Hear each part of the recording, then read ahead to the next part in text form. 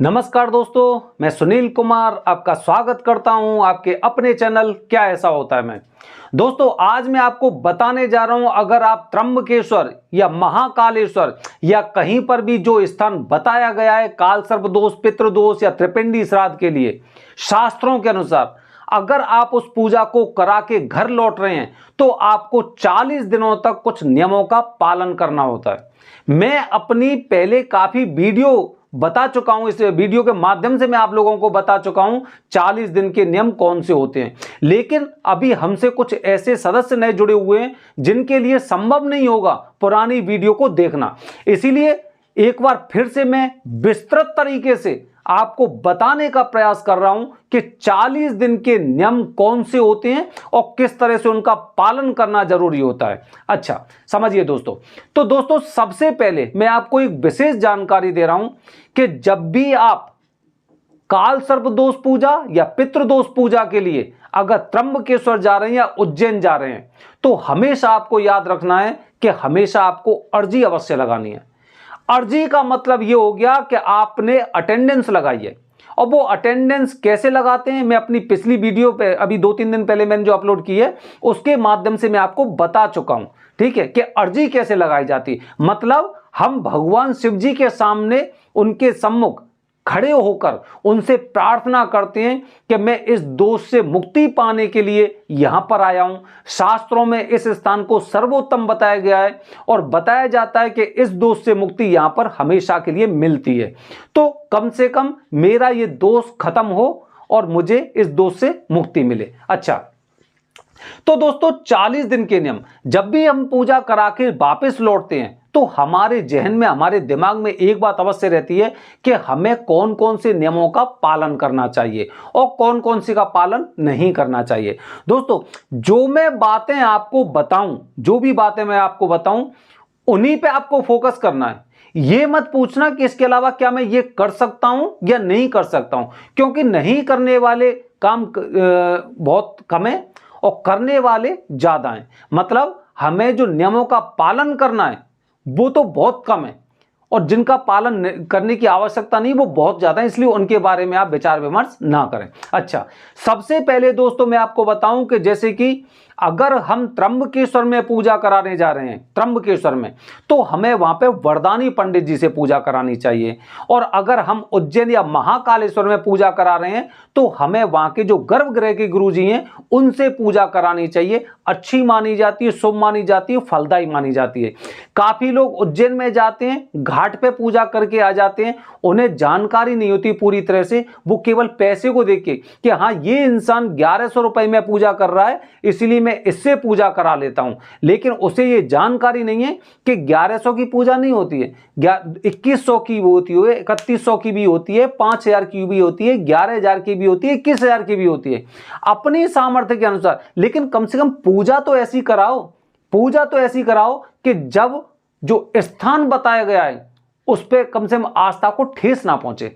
आप 1100 रुपए वाली या 2100 रुपए वाली पूजा करा के आते हैं, उसके पश्चात अगर आपको फल नहीं मिलता तो आप क्या कहते हैं कि नहीं वहां पे जाने से कोई फायदा नहीं है। किसकी वजह से? आपकी वजह से। आस्था वहां पे लोगों की टिकी हुई है।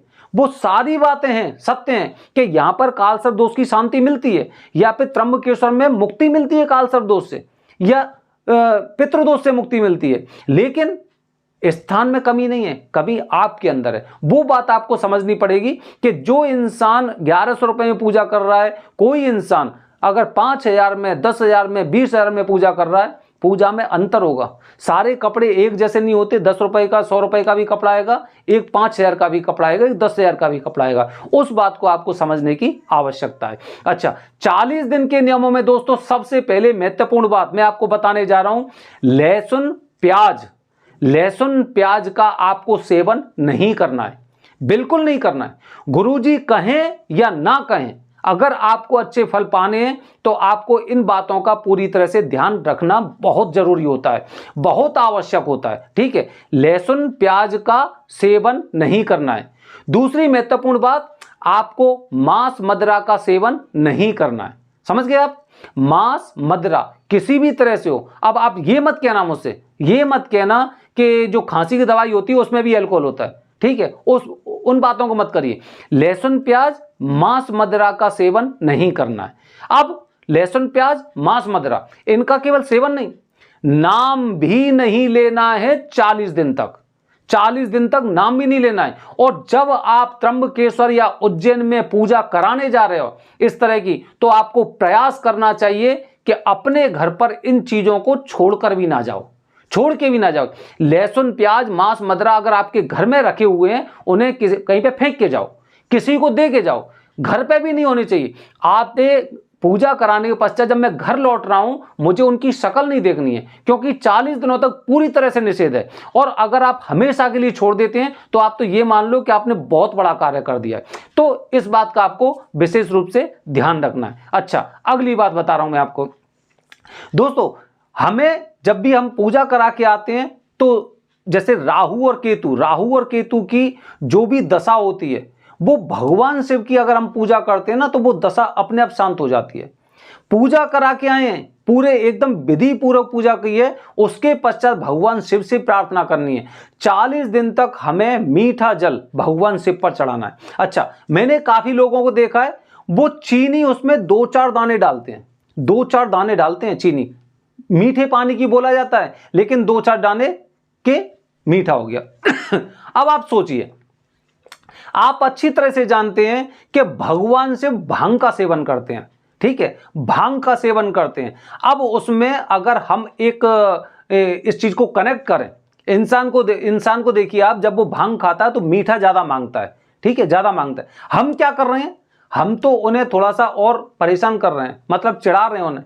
मीठे की जगह मीठे के नाम पर 2 या 4 दाने डालकर आप अगर वहां पे भगवान शिव पर चढ़ा रहे हो, तो इसका मतलब यह है कि आप अच्छा काम नहीं कर रहे, सही काम नहीं कर रहे आप, ठीक है। इसीलिए कम से कम मीठा बनाइए, जल को मीठा बनाइए, दिन में 1 बार करना है। अरे जितने में आपका 1 कप या 2 कप चाय मीठी हो जाती, कम से कम इतनी चीनी तो मिलाइए। कम से कम ऐसा तो बनाइए, इतना मीठा तो बनाइए कि कोई आपके घर में अगर आपका कोई रिश्तेदार आता है तो वो ये कहे मीठा पानी है, उतना मीठा होना चाहिए। नाम मात्र के लिए आपको चीनी नहीं डालनी उसमें, ठीक है। ये एक और बात है। अच्छा, अगली बात मैं आपको बताने जा रहा हूं दोस्तों। अगली महत्वपूर्ण बात यह है कि आपको एक नाग स्तोत्रम है।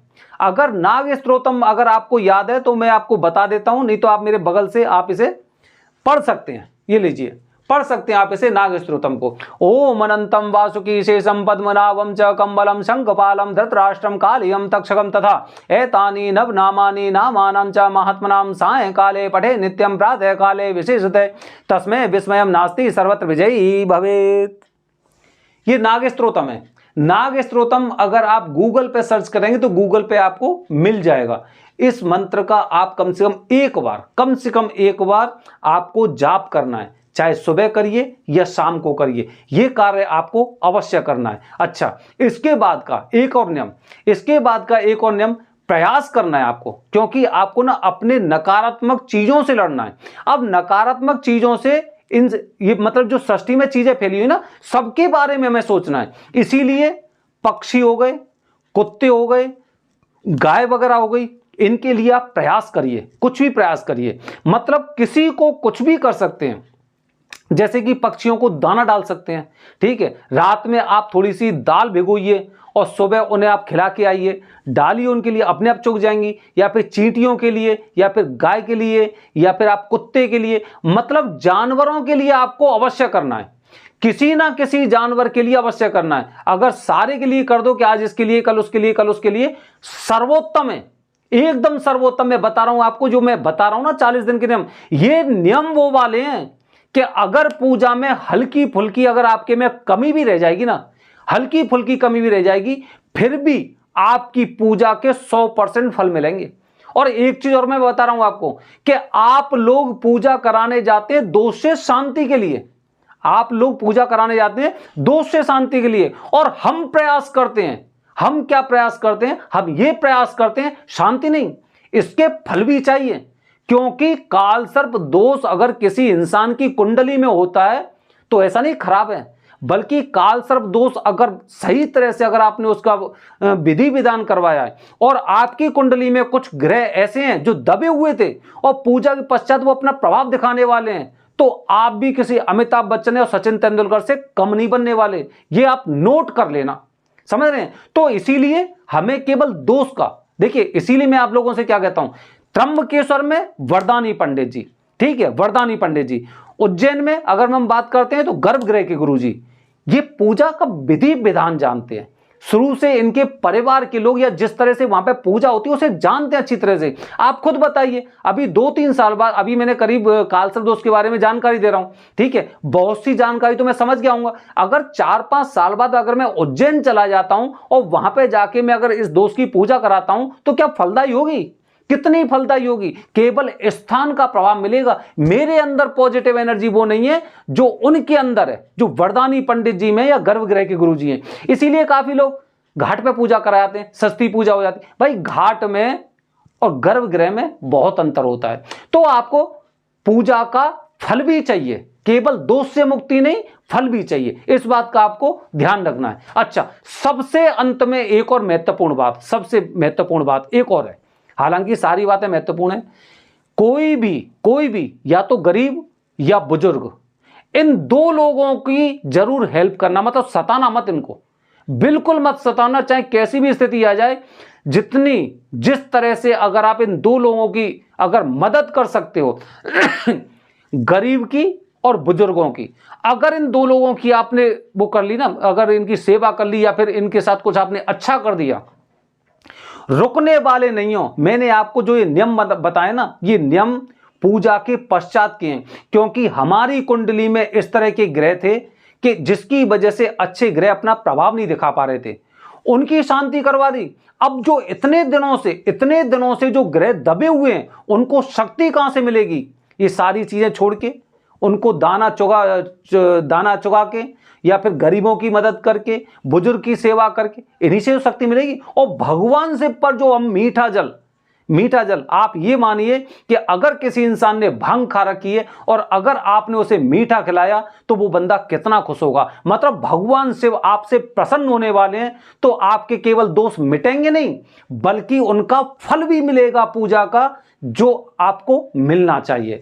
तो दोस्तों, ये होते हैं 40 दिन के नियम, जिनका अगर आप विधि पूर्वक अगर उनका पालन करते हैं तो दावे से कह रहा हूं, केवल दोष से मुक्ति नहीं, पूजा के फल ही मिलेंगे। और किसी समय आप ये कहेंगे कि सुनील कुमार जी आपने जो नियम बताए तो उसकी वजह से आज मैं किसी अमिताभ बच्चन और सचिन तेंदुलकर से कम नहीं हूं। बने रहिए हमारे चैनल के साथ दोस्तों। हर हर महादेव।